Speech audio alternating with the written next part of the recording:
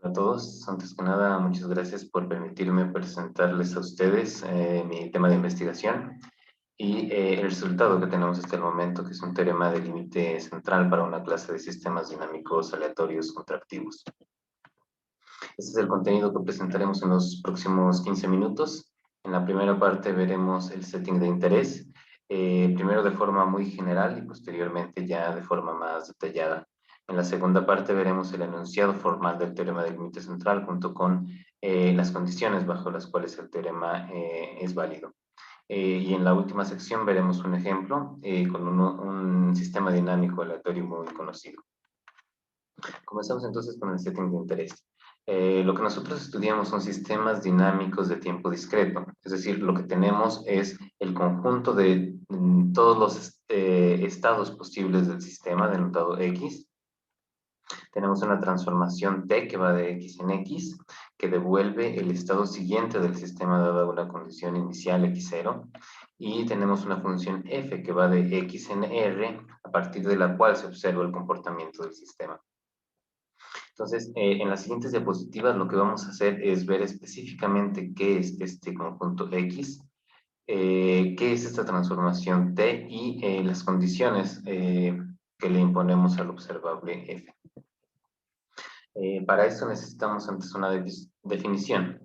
Vamos a pensar que S es el conjunto de enteros de 1 a n. A es una matriz de n por n cuyos elementos son 0 o 1.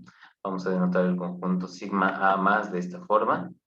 Este conjunto es básicamente el conjunto de símbolos que se pueden formar con elementos de S, pero no todos los símbolos, solo aquellos tales que para cualquier par de elementos consecutivos en S, la entrada correspondiente de la matriz A sea igual a 1.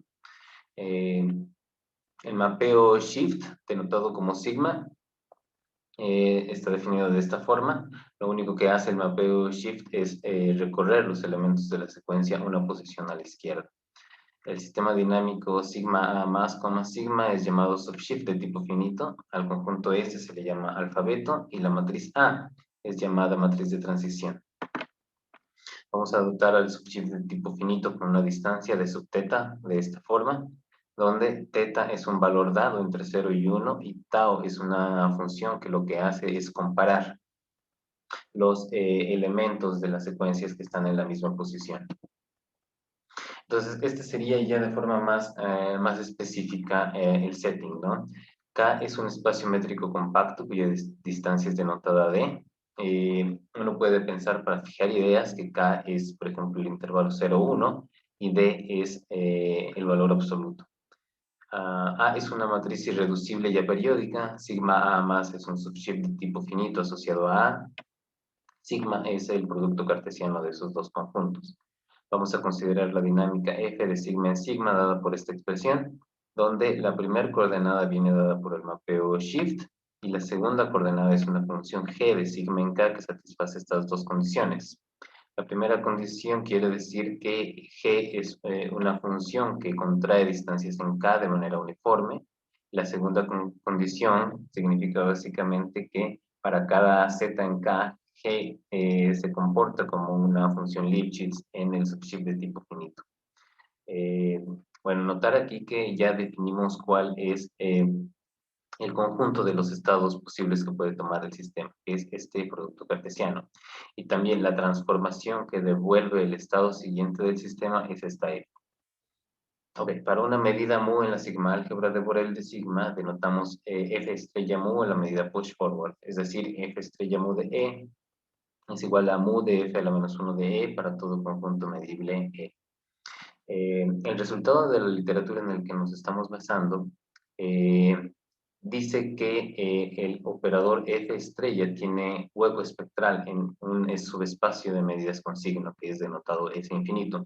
La construcción de S infinito es un poco larga, entonces no la vamos a ver con detalle, solo vamos a ver, digamos, los puntos principales acerca de su construcción. Entonces vamos a empezar con el espacio de todas las medidas con signo en sigma. Una medida con signo se puede expresar como la diferencia de dos medidas positivas, mu más menos mu menos, es la descomposición de Jordan de una medida con signo.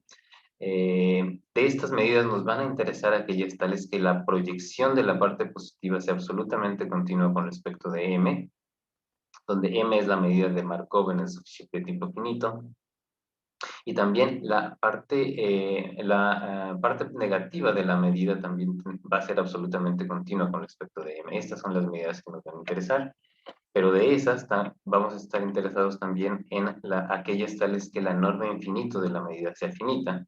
¿Qué es la norma infinito de la medida? Bueno, es análoga a la norma infinito en un espacio de funciones. Se parte del teorema de desintegración para definir una familia de medidas en K.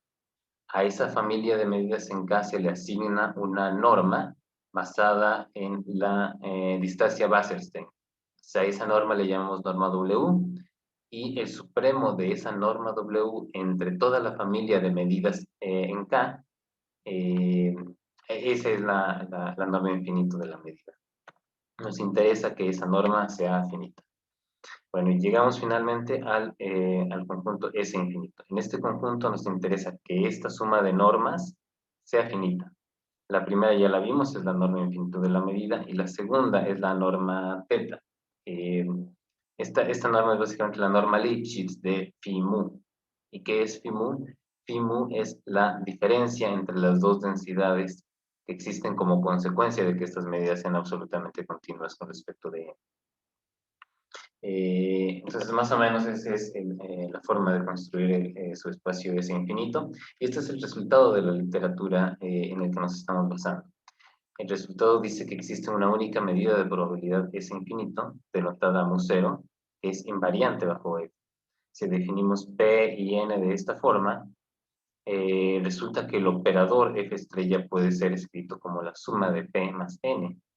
El operador P es idempotente, P y N conmutan y su composición es 0, y la dimensión de la imagen de P es 1.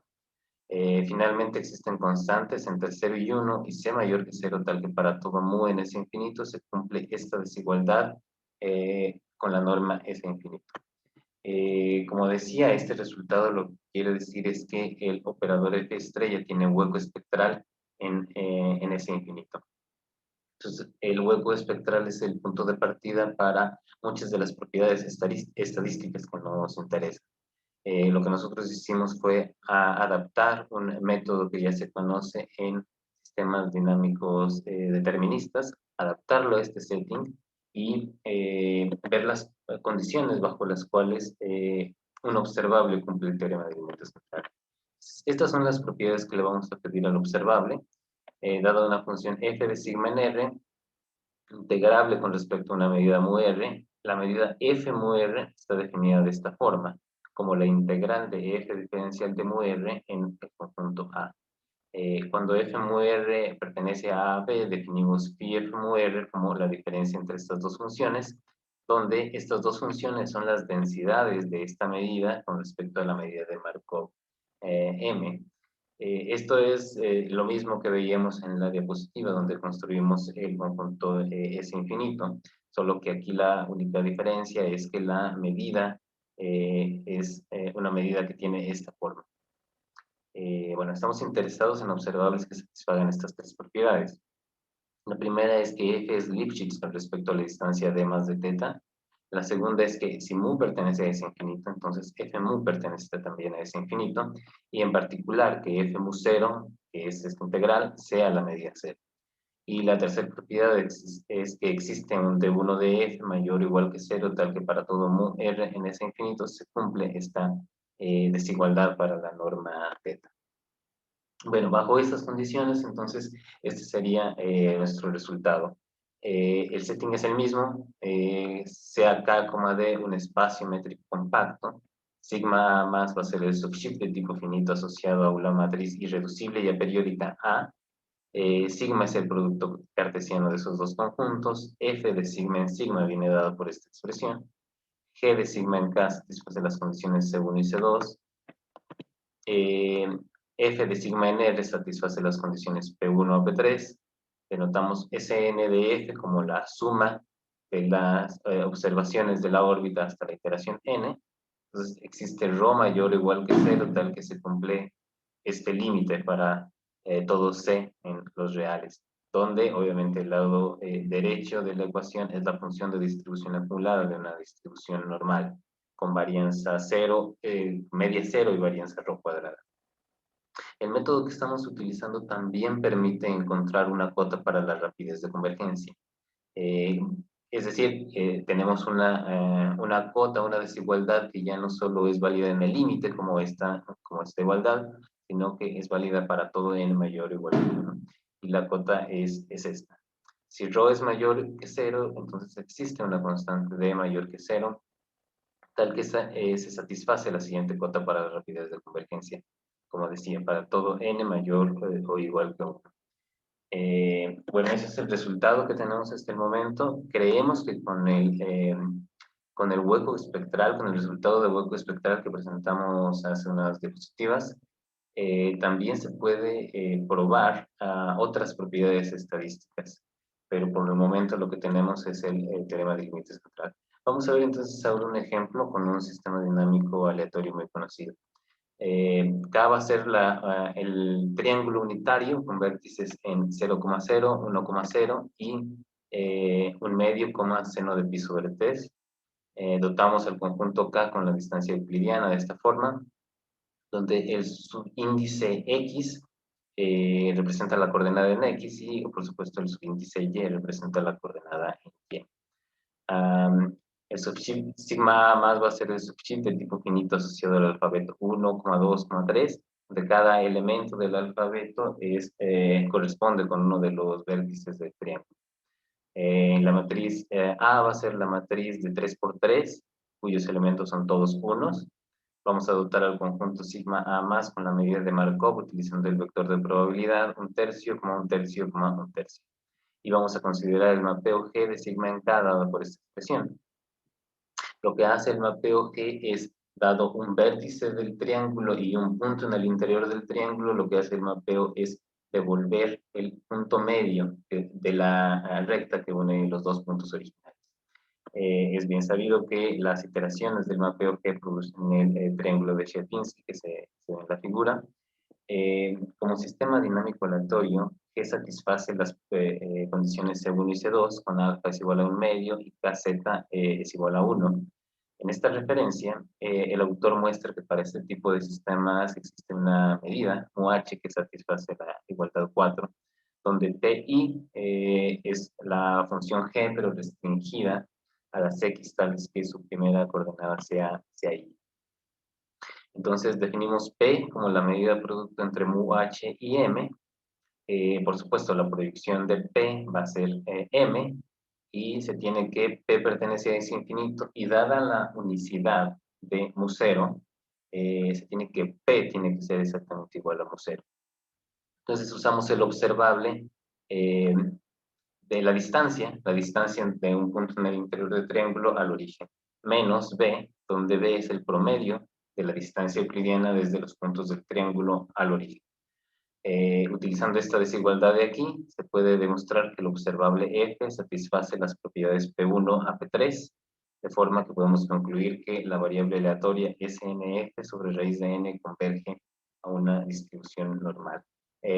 Lo que queremos obviamente es simular este sistema dinámico y verificar que haya consistencia con respecto al teorema de límite central.